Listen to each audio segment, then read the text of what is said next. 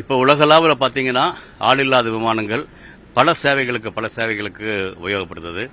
விவசாயத்திலிருந்து அதுவும் பல இடத்து செல்வேன், ஏர்முனை முதல் போர்முனை வரை அப்படின்னு. இப்போ இருக்கக்கூடிய போர்முனைகளில் முக்கியமான பங்கு வகிப்பது ஆளில்லாத விமானங்கள். அதே மாதிரி விவசாயத்துக்கும் நிறைய ஆட்கள் உடைய பணிகளை வந்து ஆளில்லா விமானங்கள் பணியாற்றுது. அதை வந்து தமிழ்நாட்டிலையும் பல வருஷங்களாக ஆராய்ச்சிகள் முடிஞ்சு பல கட்டங்களாக அது பயன் நோக்கி நடந்துகிட்டு இருக்குது. இப்போ நிறைய இடங்களில் விவசாய நிலங்களுக்கு பயன்படுத்த இடம். அதை தாண்டி இங்கே சென்னையில் அண்ணா பல்கலைக்கழகத்தில் செய்த அதே ஆளில்லாத விமானங்கள் நம்ம படை வீரர்களுக்கு உதவ முடியும் அப்படிங்கிற வகையில் அடுத்த முன்னெடுப்பு எடுத்துட்டு போயிட்டு இருக்கு.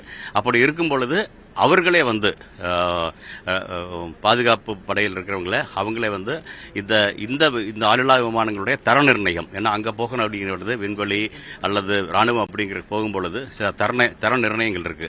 அந்த தர நிர்ணயம் என்ன அப்படிங்கிறத பற்றி நம்முடைய அண்ணா பல்கலைக்கழகத்தில் இன்னைக்கு நடந்த அந்த கருத்தரங்களை அவர்கள் விளக்குறாங்க. என்ன மாதிரியான ஆளில்லா விமானங்கள் தேவை, அதில் எது மாதிரியான தர நிர்ணயம் வேணும், ஏன்னா இந்த விமானங்கள் நம்மளால் மட்டும்தான் உபயோகிக்கப்படுத்தணும்.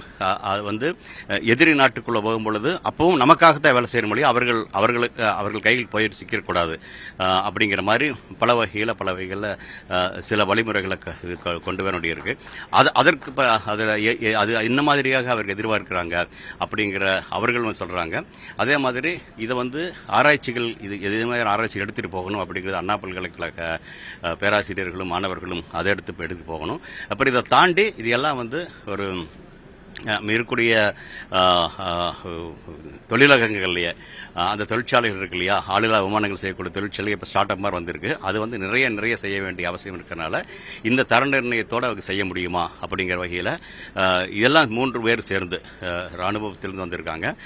அண்ணா யூனிவர்சிட்டியுடைய ஆராய்ச்சியாளர்கள், அப்புறம் இங்கே ஐஐடியில் இருக்க அந்த ஆராய்ச்சியாளர் இருக்கிறாங்க, மும்பை ஐஐடி, மெட்ராஸ் ஐஐடி. அதை தாண்டி பல 50க்கும் மேற்பட்ட ஸ்டார்ட் அப் நிறுவனங்கள் இன்றைய நிலையில் ட்ரோன் செய்கிறாங்க இல்லையா, அவங்களும் வந்து இந்த கருத்தரங்கு இருக்கு. இதை வந்து நீங்கள் ஊடகமும் நீங்கள் எடுத்துகிட்டு போகும் பொழுது இந்த ஒரு துறையில் நம்ம சென்னையில் பல வருஷங்களாக முன்னெடுத்து வந்துருக்கிறோம். இப்போ அடுத்த கட்டம் நோக்கி அது போகுது. இப்போ எப்படி விவசாய நிலங்களுக்கு இருந்ததை தாண்டி இது வந்து நம்முடைய படை வீரர்களுக்கும் எல்லைப்புறத்தில் அதற்கான பாதுகாப்பை செய்வதற்கான சாதுரியமான ஆளில்லாத விமானங்களை உருவாக்க வேண்டிய அவசியம். அதுவும் 1-2 இல்லை, கூட்டமாக அவங்க போகணும், எதிரி நிலைகளை பார்க்கணும், அப்புறம் அதுக்கு தகுந்த மாதிரி என்ன பண்ணணும் அப்படிங்கிறத செய்யக்கூடிய அடுத்த கட்ட நோக்கி பாதுகாப்பு படைகள் உலகளாவில் போகும் பொழுது அது நம்ம நாட்டிலேயே தேவைப்படுது இருக்குது. அந்த தேவையை நிறைவேற்றுவதற்காக ஆராய்ச்சிகள் நிறைய தேவை. அந்த ஆராய்ச்சிகளை தாண்டி அது நிறைய செய்வதற்கான வாய்ப்புகளும் தொழிற்கூடங்கள் அதுக்கு தெரியாக இருக்கணும். அதை நோக்கிய பயணத்தில் இன்றைய கருத்தரங்கு ஒரு மிக முக்கியமான கருத்தரங்காக இருக்கிறேன். இதை நீங்கள் எல்லாரும் ஊடகவியலாளர் வந்து இதை வந்து எடுத்துகிட்டு போகும் பொழுது இன்னும் நிறைய இளைஞர்கள் இதை நோக்கி வருவதற்கான வாய்ப்புகள் இருக்கு. ஏன்னா இப்போ வந்து ஒரு படை வீரராக மட்டும் போகணும் அவசியம் இல்லை. ஒரு ட்ரோன் செய்யும் பொழுது உன்னுடைய மூளை அந்த படை வீரராக எல்லையில் அது பணியாற்றுவதற்கான வாய்ப்பை நாம் உருவாக்க முடியுது.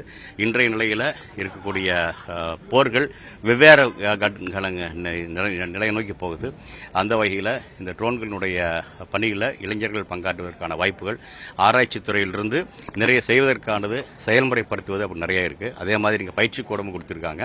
அது விவசாயிகளுக்கும் பயிற்சி கொடுக்குறாங்க, அதே மாதிரி ராணுவர்களுக்கும் பயிற்சி கொடுக்குறாங்க. அந்த வகையில் ஒரு மிக சிறந்த அமைப்பாக வருது. அண்ணா பல்கலைக்கழகம் முன்னெடுத்து பண்ணுறது எனக்கு மிக மகிழ்ச்சியாக இருக்குது. நிறைய இளைஞர்களுக்கும் நிறைய இது மாதிரியான தொழில் துவக்கி போவதற்கான வாய்ப்புகள் உருவாக்குது.